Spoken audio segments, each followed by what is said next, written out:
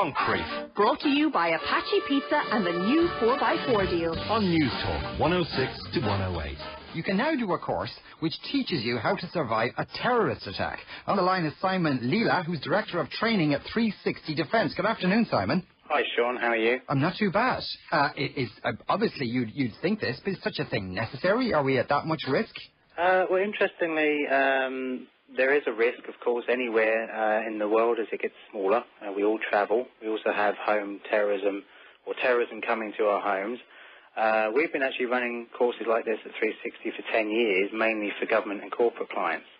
But several of our corporate customers, as private individuals, who of course are members of the public as well, said this needs to go a bit further. And following the incident in Glasgow, which is where we're based, the need sort of jumped out and said, okay, you really should offer this to members of the public. And, if they take it up, great. And if they don't, well, at least they have a choice.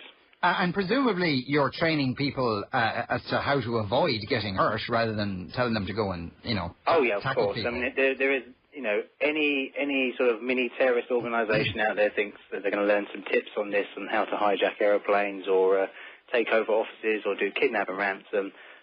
Go back to reading your Al-Qaeda manuals because it's not going to work. This is purely awareness, anticipation, avoidance and survival in the context of any events or blasts that you may be unfortunate enough to be involved in. Is there such a thing as an Al-Qaeda manual? Yes. Really? There's a few, actually, that have been found over the years. It's in public domain in terms of knowing of their existence. They have training manuals the same as anyone else. They're an organisation, as are many organisations around the world, that can't remember everything and do write things down. And when one recovers laptops and entities and the like, one gets hold of their latest thinking and how to do things. Now, if you're getting on a plane or a train or a bus or whatever, and somebody gets on that mode of transport with a mind to blowing themselves up or hijacking it, yes, is it possible to even spot who that person might be?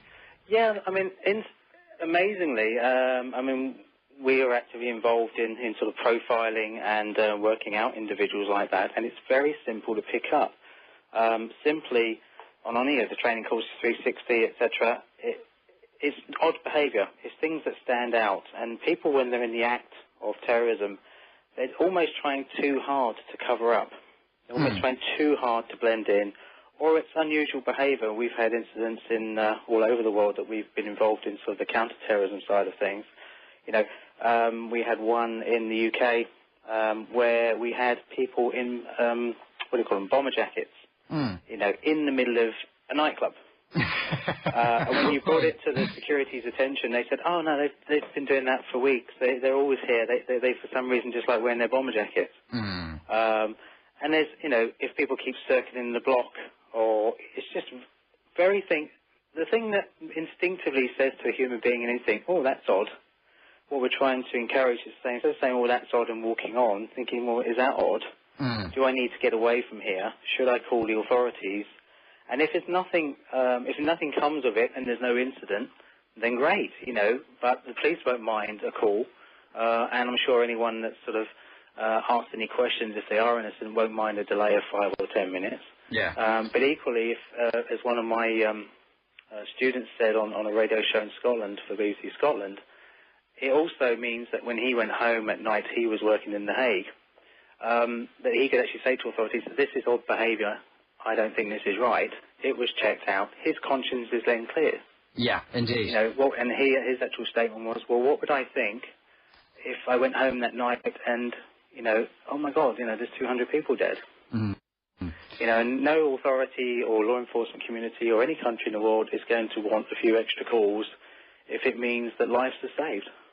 When you get on a plane, because I'm going to be getting on a plane with my family in a couple of days' time, Simon, so is there any, and there's lots of urban myths about this, that you should always sit at the back of the plane or the middle of the plane, or is there anywhere you can sit that's safer? Not really. If you're people like counter-terrorists, you kind of pick an aisle seat, sometimes at the front, sometimes in the middle, sometimes at the back. Again, it depends how a plane, in the unfortunate event a plane did leave the air, either of natural or human causes, it really depends on the individual incident as to how it sort of falls out. However, if you are walking past someone who, is very hot, very sweaty, eyes are everywhere looks drugged, looks dazed, is just something not right about them. If you've not taken off yet, then just bring it to a steward or stewardess's attention. At the same time, we're not trying to say, don't go on flights, don't do anything, don't be paranoid. This is just really an awakening of opening your eyes and having a look around. Okay, thanks for talking to us today, Simon. That's Simon Leila, their Director of Training at 360 Defence, and they do indeed have a website, and it's called 360defence.co.uk. Arwen's an A road one.